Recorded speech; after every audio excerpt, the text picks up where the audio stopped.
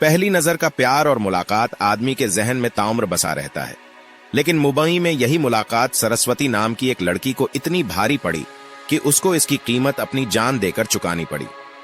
मनोज साने नाम के शख्स ने अपनी लिव इन पार्टनर सरस्वती की हत्या इतनी निर्दयता और नृशंस तरीके से की है कि सुनने के बाद आदमी के रोंगटे खड़े हो जाए। आरोपी मनोज ने अपनी प्रेमिका की हत्या पेड़ काटने वाली आरी मशीन से की। उसके बाद शव को टुकड़ों में करके कुकर में उबाल दिया, जिसे बाद में कुत्तों को खिला दिया। लेकिन फ्लैट से दुर्गंध आने पर पड़ोसियों ने इसकी शिकायत पुलिस से की, तब जाकर मामला सामने आया। पुलिस के अनुसार मृतिका सरस्वती पहले वर्ष 2014 में बोरीवली के पश्चिमी उपनगर में एक आश्रम में रहती थी। सरस्वती जिस दुकान से राशन लाती थी, उसी दुकान पर आरोपी मनोज काम करता था। सामान के लेन देन के दौरान दोनों की एक दूसरे से मुलाकात हुई। इसके बाद 2016 से दोनों एक दूसरे के साथ रहने लगे। वह दोनों 3 साल पहले से मीरा रोड के फ्लैट में रह रहे थे। पहले तो पुलिस का कहना था कि मृतिका अनाथ थी, लेकिन मीरा रोड में नया नगर पुलिस अधिकारियों ने सरस्वती वैद्य के परिवार का पता लगा लिया। सरस्वती की 3 बहनें हैं। सूचना के बाद तीनों बहनें थाने पहुंची, जिनके बयान सीनियर पुलिस इंस्पेक्टर ने दर्ज कर लिए हैं। सरस्वती की हत्या से तीनों बहनें टूट चुकी है।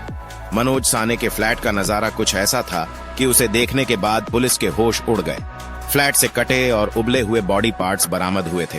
पुलिस का कहना है कि बॉडी पार्ट्स को मिक्सर में पीस दिया गया, वहीं कुछ पार्ट्स प्रेशर कुकर में उबाले गए थे।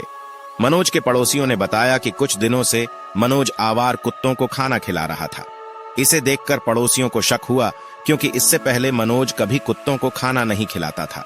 सरस्वती और मनोज मीरा रोड पूर्व में गीता आकाश दीप बिल्डिंग की 7वीं मंजिल पर पिछले 3 साल से लिव इन रिलेशनशिप में रह रहे थे। आरोपी मनोज के पड़ोसियों ने पिछले बुधवार को फ्लैट से दुर्गंध आने की शिकायत मनोज से की, जिससे मनोज पूरी तरह से घबरा गया। दुर्गंध को दूर करने के लिए मनोज स्प्रे का भी छिड़काव कर रहा था। रात में मनोज काला बोरा लेकर निकला तो पड़ोसियों को उस पर शक हुआ। उसने लोगों से कहा था कि वह रात 10:30 बजे तक लौटेगा। इसके बाद पड़ोसियों ने इसकी सूचना पुलिस को दे दी। जब पुलिस फ्लैट पर पहुंचकर दरवाजे को खटखटाया तो कोई आवाज नहीं आई। इसके बाद पुलिस ने दरवाजा तोड़ दिया।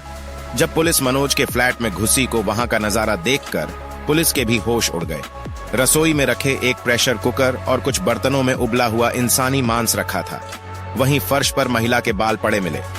इसके अलावा अधजली हड्डियां। मनोज के फ्लैट में बेडरूम में पुलिस को एक प्लास्टिक बैग और खून से सनी आरी मिली। पुलिस को मनोज ने बताया कि उसकी लिव इन पार्टनर ने आत्महत्या कर ली थी, जिससे वह काफी डर गया था।